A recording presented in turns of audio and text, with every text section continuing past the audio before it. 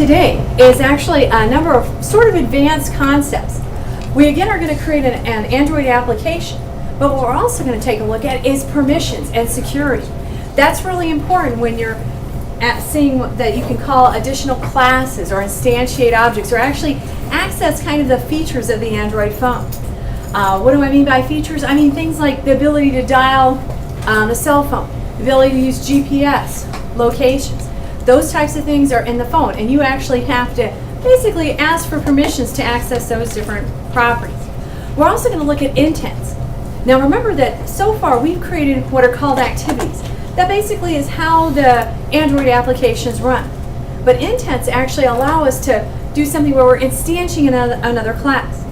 So if you weren't here for some of the other lectures, you'll be able to actually go in and create an Android application from scratch. Now I do want to thank Sergio because he came in last Thursday and made sure all these computers were set up. So thanks Sergio. And thanks again to Chris for doing the filming. The man behind the camera. Yeah. All right.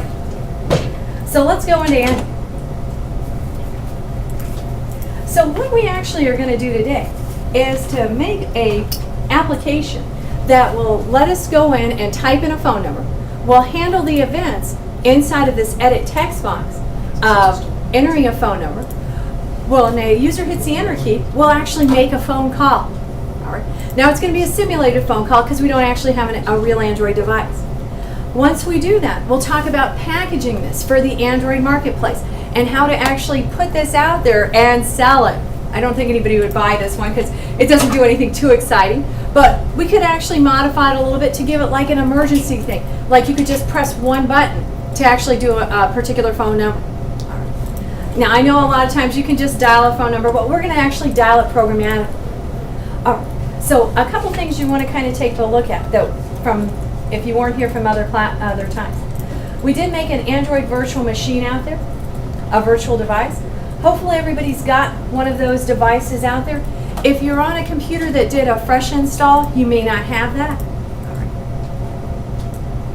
And our Android virtual device is what we basically use to test our Android application. So right now we're developing for our target Android 2.3.3 API level 10. We put on our memory card 256 megabytes. We did enable for snapshot that'll make it run faster. And we've just chosen this standard skin.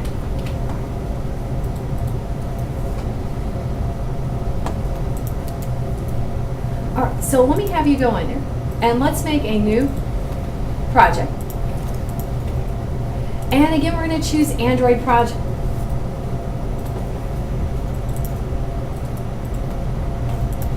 And we're going to call our project the phone dialer.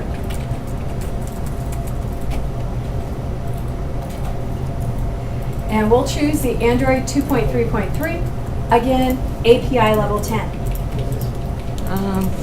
It's not happening to mine. Okay, let me take a look.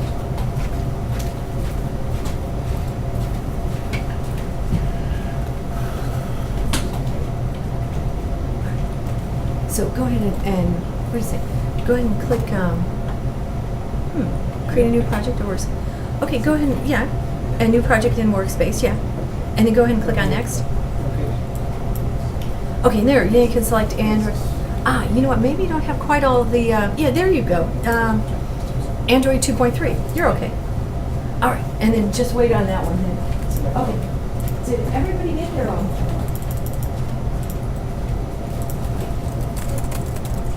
Oh, okay, go ahead and click on next.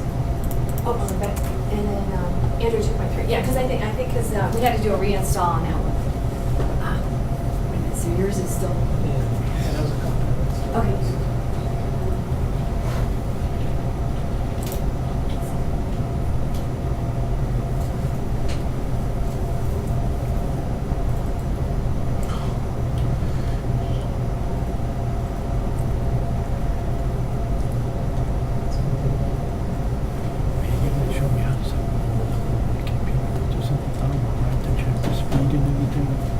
It's just a web browser test, so basically it's just that you download speed.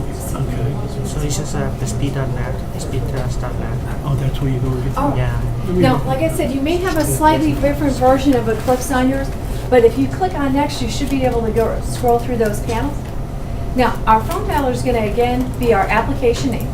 And we're going to put our package, once again, as our Palm Beach State. .computer club. So that's kind of like the reverse URL. Now, activity. Remember I mentioned before, our activity is basically our main action.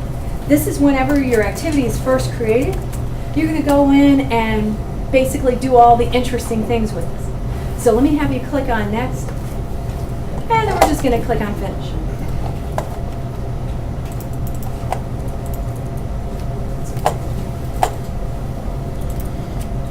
Let me close it.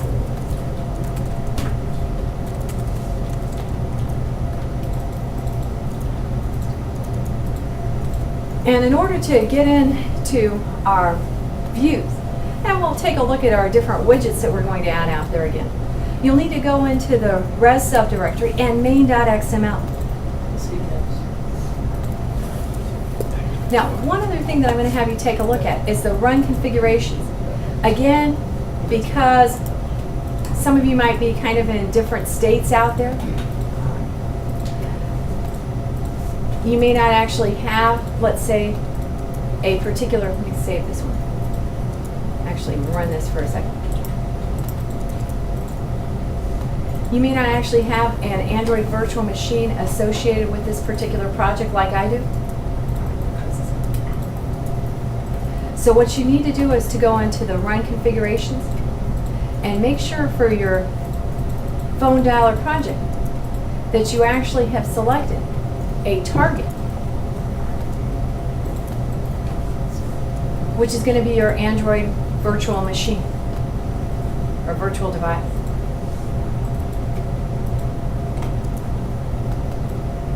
But I think everybody from last time should probably have that out. And I'm going to actually apply disable boot animation because that'll make things